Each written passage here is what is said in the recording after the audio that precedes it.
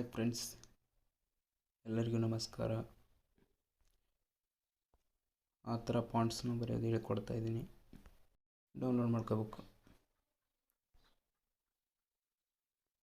ಇವಾಗ ನೋಡಿ ಹೇಳ್ಕೊಡ್ತಾ ಇದ್ದೀನಿ.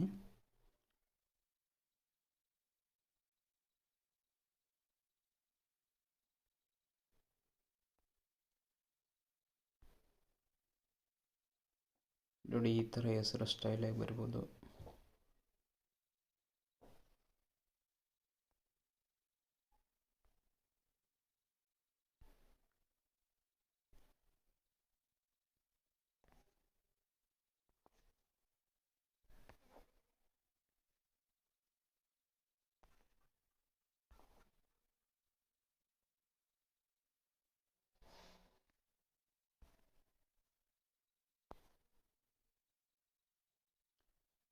ನಾನು ನಿಮ್ಗೆ ತೋರ್ಸೋಕ್ಕೋಸ್ಕರ ಈ ಥರ ಬರ್ಕೊಂಡಿದ್ದೀನಿ.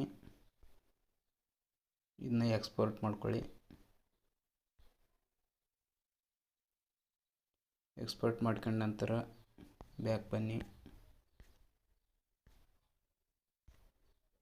ಬ್ಯಾಕ್ ಬಂದು ಪಿಕ್ಸೆಲ್ ಲ್ಯಾಬ್ ಅಂತ ಆ್ಯಪ್ ಇರುತ್ತೆ, ಅದನ್ನು ಇನ್ಸ್ಟಾಲ್ ಮಾಡ್ಕೋಬೇಕು.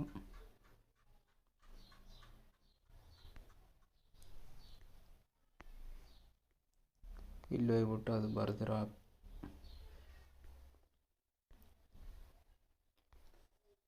ಈ ಹೆಸರನ್ನು ತೊಗೊಂಡು ಬರೋಣ.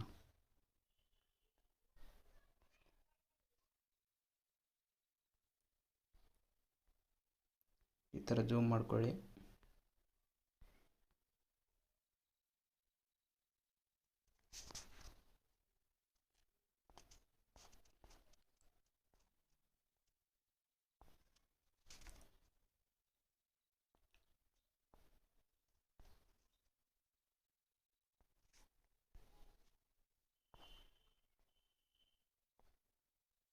ಜೂಮ್ ಮಾಡ್ಕೊಂಡ ನಂತರ ಇದರಲ್ಲಿ ಕಲರ್ ಸೆಲೆಕ್ಟ್ ಮಾಡ್ಕೊಳ್ಳಿ. ನಿಮ್ಗೆ ಯಾವ್ದು ಬೇಕೋ ಅದು ಕಲರ್ ಸೆಲೆಕ್ಟ್ ಮಾಡ್ಕೋಬೋದು.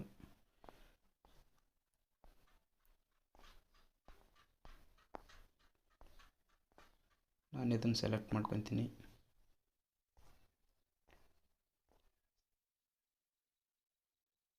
ನಿಮ್ಗೆ ಯಾವ ಥರ ಬೇಕೋ ಆ ಥರ ಇಟ್ಕೋಬೋದು. 3D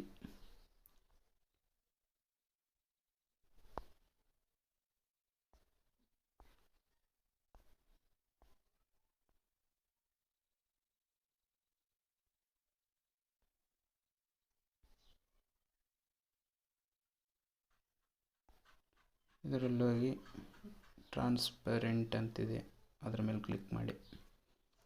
ನೋಡಿ, ಇವಾಗ PNG ಫಾರ್ಮೆಟಲ್ಲಿ ಸೇವ್ ಮಾಡ್ಕೊಳ್ಳಿ.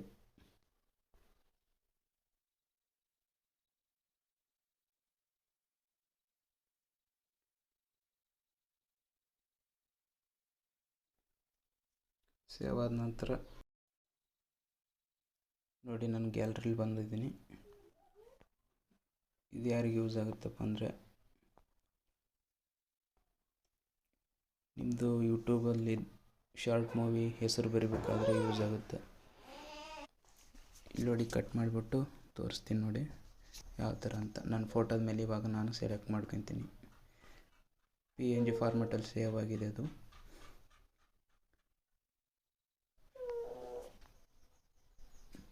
ಇದನ್ನ ಡಿಲೀಟ್ ಮಾಡಿ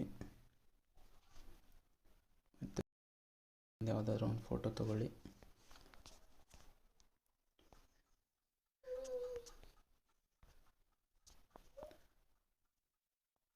ನಾನು ಒಂದು ಈ ಫೋಟೋನ ತೊಗೊಳ್ತೀನಿ.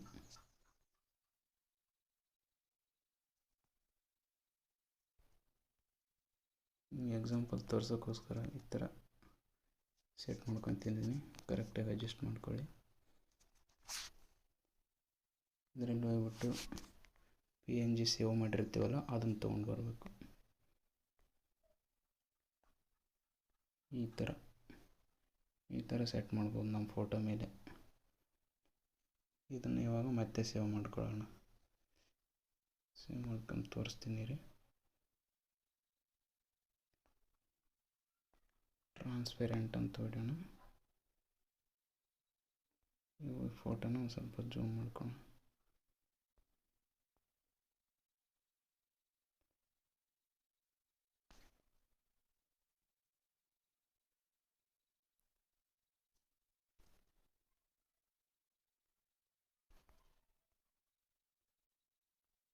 ಸೇವ್ ಮಾಡ್ಕೊಂಡ ನಂತರ ಈ ಥರ ಸೇವ್ ಮಾಡ್ಕೊಳ್ಳಿ.